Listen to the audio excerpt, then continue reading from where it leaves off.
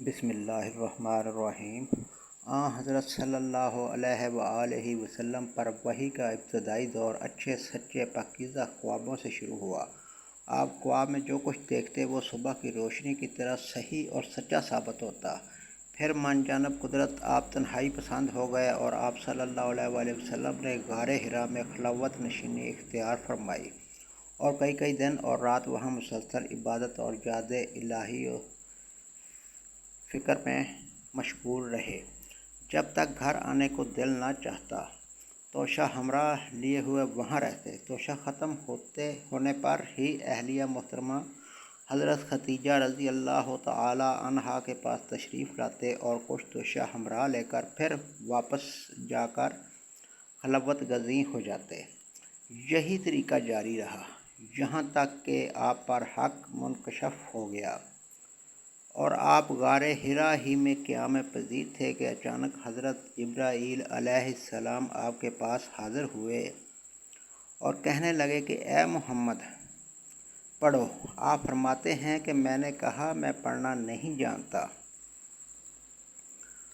آپ صلی اللہ علیہ وآلہ وسلم فرماتے ہیں کہ فرشتے نے مجھے پکڑ کر اتنے زور سے کھینچا کہ میری طاقت جواب دے گئی، پھر مجھے چھوڑ کر کہا کہ پڑھو۔ میں نے پھر وہی جواب دیا کہ میں پڑھا ہوا نہیں ہوں۔ اس فرشتے نے مجھ کو نہایت ہی زور سے کھینچا کہ مجھ کو سخت تکلیف محسوس ہوئی۔ پھر اس نے کہا کہ پڑھ۔ میں نے کہا کہ میں پڑھا ہوا نہیں ہوں۔ فرشتے نے تیسری بار مجھ کو پکڑا اور تیسری مرتبہ پھر مجھ کو کھینچا، پھر مجھے چھوڑ دیا اور کہنے لگا کہ پڑھو اپنے رب کے نام کی مدد سے جس نے پیدا کیا اور انسان کو خون کی پھٹکی سے بنایا۔ پڑھو اور آپ کا رب بہت ہی مہربانیاں کرنے والا ہے۔ بس یہی آیتیں آپ حضرت جبرائیل علیہ السلام سے سن کر اس حال میں غار حرا سے واپس ہوئے کہ آپ کا دل اس انوکھے واقعہ سے کانپ رہا تھا۔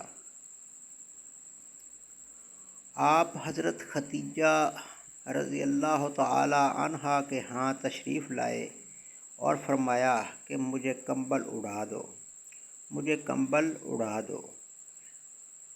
لوگوں نے آپ کو کمبل اڑا دیا۔ جب آپ کا ڈر جاتا رہا تو آپ نے اپنی زوجہ محترمہ حضرت خدیجہ رضی اللہ تعالی عنہا کو تفصیل کے ساتھ یہ واقعہ سنایا اور فرمانے لگے کہ مجھ کو اب اپنی جان کا خوف ہو گیا ہے۔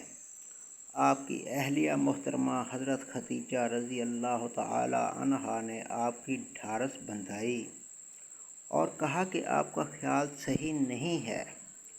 خدا کی قسم آپ کو اللہ کبھی رسوا نہیں کرے گا۔ آپ تو اخلاق فاضلہ کے مالک ہیں، آپ تو کنبہ پرور ہیں، بے کسوں کا بوجھ اپنے سر پر رکھ لیتے ہیں، مفلسوں کے لیے آپ کماتے ہیں، مہمان نوازی میں آپ بے مثال ہیں اور مشکل وقت میں آپ امر حق کا ساتھ دیتے ہیں۔ ایسے اوصاف حسنہ والا انسان یوں بے وقت ذلت و خواری کی موت نہیں پا سکتا۔ پھر مزید تسلی کے لیے حضرت خدیجہ رضی اللہ تعالی عنہا آپ صلی اللہ علیہ وآلہ وسلم کو ورقہ بن نوفل کے پاس لے گئیں جو ان کے چچا زاد بھائی تھے اور زمانہ جاہلیت میں نصرانی مذہب اختیار کر چکے تھے اور عبرانی زبان کے کاتب تھے۔ چنانچہ انجیل کو بھی حسب منشائے خداوندی عبرانی زبان میں لکھا کرتے تھے۔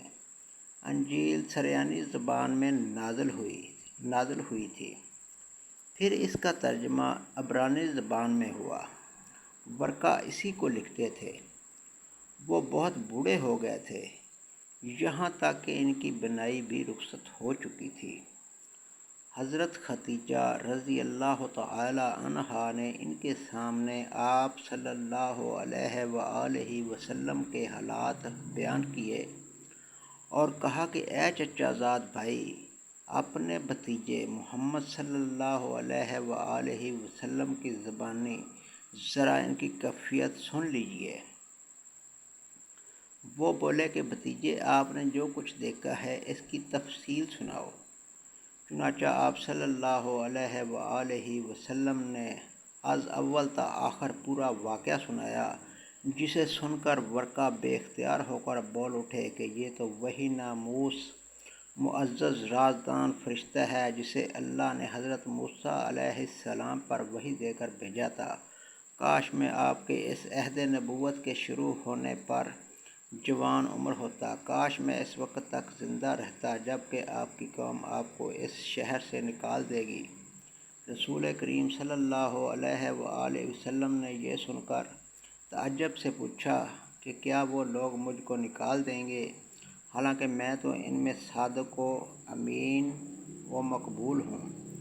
ورقہ بولا، ہاں یہ سب کچھ سچ ہے، مگر جو شخص بھی آپ کی طرح امر حق لے کر آیا، لوگ اس کے دشمن ہی ہو گئے ہیں۔ اگر مجھے آپ کی نبوت کا وہ زمانہ مل جائے تو میں آپ کی پوری مدد کروں گا۔ مگر ورقہ کچھ دنوں کے بعد انتقال کر گئے۔ پھر کچھ عرصہ تک وحی کی آمد موقوف رہی۔ صدق اللہ العظیم۔ یہ